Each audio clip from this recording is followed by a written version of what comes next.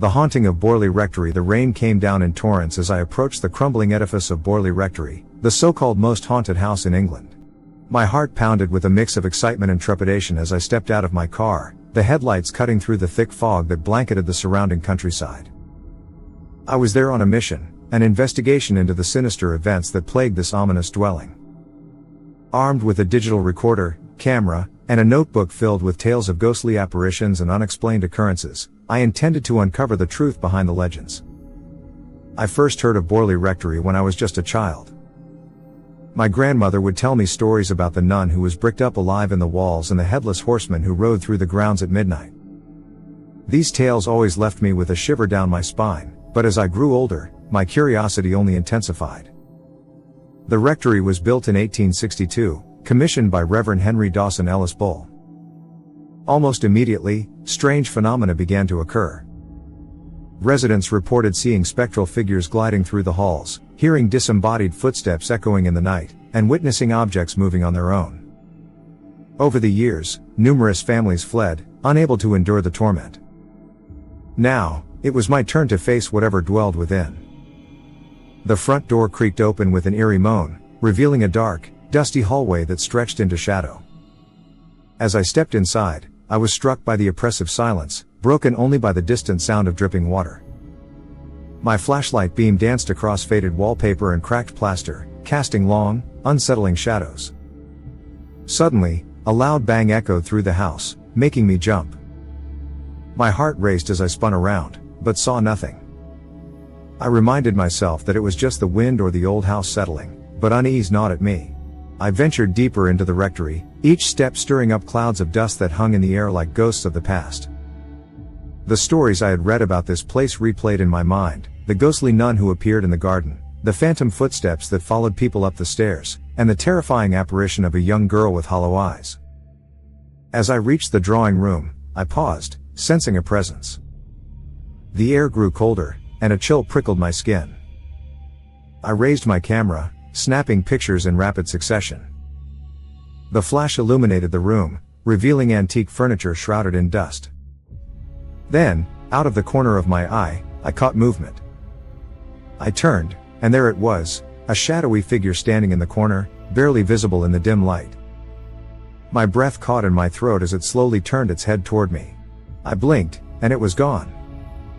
Heart pounding, I played back the photos on my camera. My hands shook as I scrolled through them, stopping on one that made my blood run cold. In the image, the shadowy figure loomed behind me, its eyes two dark voids, staring straight into the lens.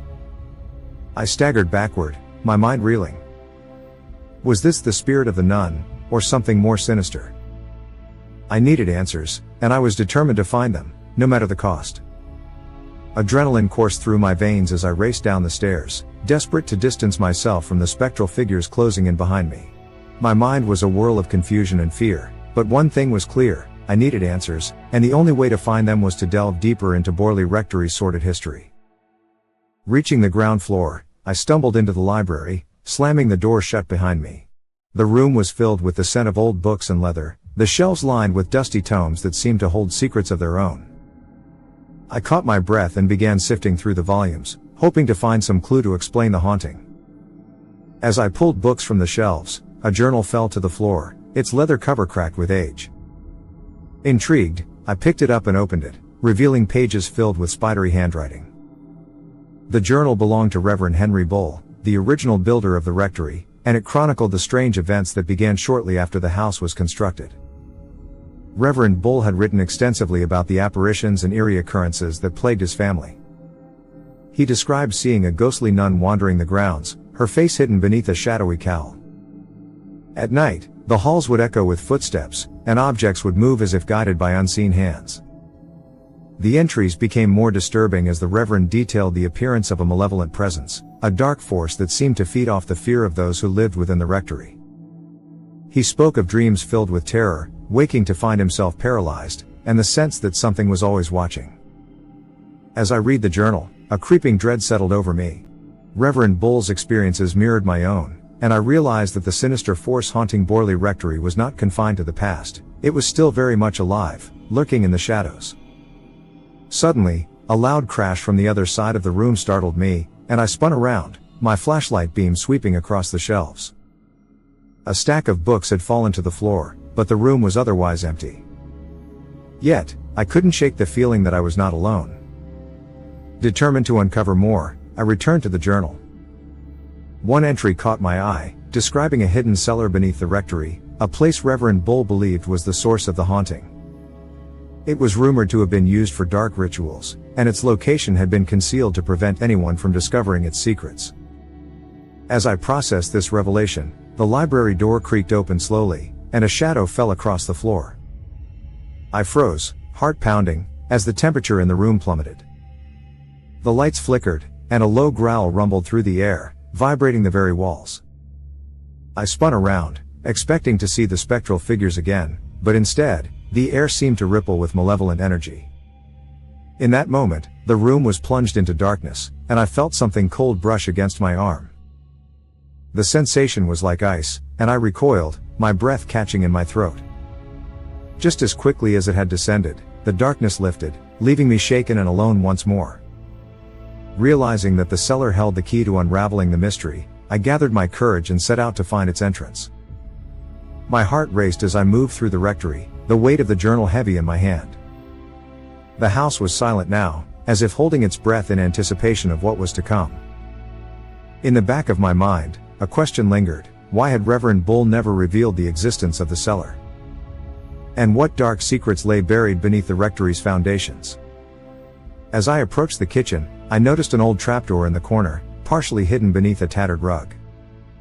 My pulse quickened as I knelt down, pulling the rug aside to reveal a rusty latch. With trembling hands, I unlatched the door and pulled it open, revealing a narrow staircase descending into darkness. Taking a deep breath, I steeled myself for what lay ahead and began my descent into the unknown, the air growing colder with each step. The cellar awaited, and with it, the answers I sought, answers that would change everything I thought I knew about Borley Rectory. The stairway leading into the cellar seemed to stretch endlessly into the void. The narrow steps creaked under my weight, and the oppressive darkness swallowed the feeble beam of my flashlight. With each step, the air grew colder, and the scent of damp earth and decay filled my nostrils, making it hard to breathe. As I reached the bottom, my flashlight illuminated a small chamber carved from stone. The walls were lined with eerie markings and symbols that looked ancient, their meanings obscured by the passage of time. I could feel the weight of the centuries pressing down on me, the air thick with a palpable sense of dread. I recalled the tales of Borley Rectory's origins, how the land on which it stood had a dark history long before the rectory was built. Some said it was cursed ground, a place where unspeakable acts had been committed. The Reverend's journal mentioned whispers of rituals performed by those who worshipped things better left forgotten. These rituals were rumored to open doorways to other realms, allowing dark entities to slip into our world.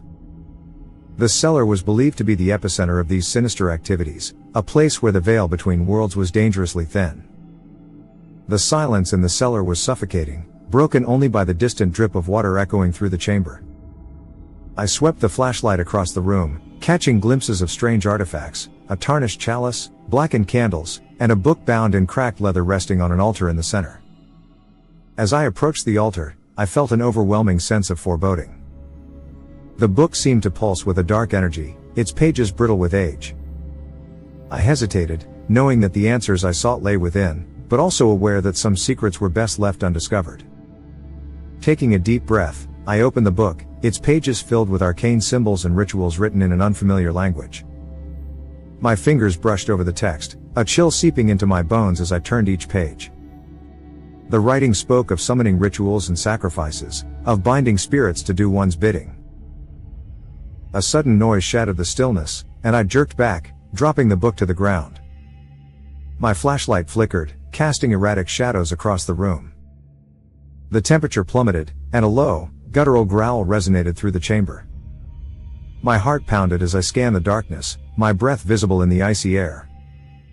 The shadows seemed to shift and coalesce, forming into a dark, amorphous mass at the far end of the room. It writhed and twisted, its form undefined yet undeniably menacing. I backed away, every instinct screaming at me to flee. But something held me rooted to the spot, a morbid curiosity, a desire to see this through to the end. The darkness surged forward, and I stumbled, the flashlight clattering to the ground and plunging the chamber into near darkness.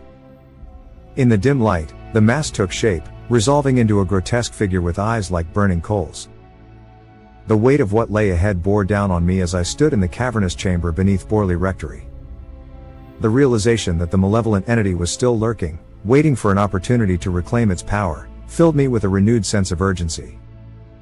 I knew this was my last chance to banish the entity and free Borley Rectory from its dark grip once and for all. With the ritual book in hand and the necessary items gathered from the altar, I prepared to face the entity in a final confrontation. The air was thick with anticipation, and I could feel the presence of the spirits who had been trapped here, urging me on. The entity had been summoned centuries ago by the monks who once inhabited this land. They had sought power and knowledge, believing they could control the dark force they called forth. But their arrogance had been their undoing, and the entity had turned against them, trapping their souls and all who followed in its web of terror. Generations of families had been drawn to Borley Rectory, each one falling victim to the entity's malevolent influence. It thrived on fear and despair, growing stronger with each soul it consumed. But now, standing in the heart of its domain, I was determined to break the cycle. I began to recite the incantations from the book, the ancient words resonating through the chamber. The air crackled with energy as I invoked the power of the rituals, the symbols on the walls glowing with an ethereal light. As I chanted, the temperature in the room plummeted, and a deafening roar echoed through the chamber. The ground trembled beneath my feet, and shadows began to coalesce at the far end of the room, forming into the dark, amorphous mass I had encountered before. The entity lunged toward me, its form shifting and writhing like a living nightmare. Its eyes burned with a malevolent fire, and a chorus of anguished voices filled the air, screaming for release. I stumbled back, my heart racing as the entity's presence pressed down on me like a suffocating weight. But I held my ground, determined not to let fear overwhelm me. With renewed determination, I continued the incantation, focusing on the power of the words and the light they brought forth. The symbols on the walls flared brightly, and the shadows writhed in agony as the entity's form began to unravel. Suddenly, a voice rose above the din, cutting through the chaos like a knife. It was a voice I recognized, Reverend Bull, his spirit finally free to aid me in the battle against the darkness. "Finish it," he urged, his presence a comforting balm against the entity's wrath. "You have the power to banish it. Free us all." Emboldened by the Reverend's words, I pressed on, the incantation reaching a fever pitch. The entity shrieked, its form disintegrating as the light consumed it. With a final, defiant roar, the entity imploded, its dark energy dissipating into the ether. The ground beneath me steadied, and the oppressive weight of its presence lifted, leaving the chamber filled with a profound silence. The air cleared, and a sense of peace settled over the room. The spirits of Borley Rectory, freed from their torment, appeared before me, their forms shimmering with gratitude. Among them was the nun, her face serene and unburdened by sorrow. As I climbed back to the surface, the first rays of dawn broke over the horizon, bathing Borley Rectory in a warm, golden light. The house stood silent and empty, its haunting presence lifted at last. I knew that Borley Rectory would always be a place of mystery and intrigue, but its dark history had finally been laid to rest. The spirits who had suffered for so long were free, and the land was cleansed of the malevolent force that had plagued it for centuries. The journey had been long and perilous, but as I walked away from the rectory, I felt a profound sense of accomplishment and peace. The secrets of Borley Rectory had been uncovered, and the terror that had gripped this place for so long was finally over. Yet, in the back of my mind, a lingering question remained: what other dark forces lay hidden in the shadows, waiting to be discovered? As I left Borley Rectory behind, I knew that my work was far from over. There were more mysteries to solve, more spirits to set free, and more battles to fight against the darkness.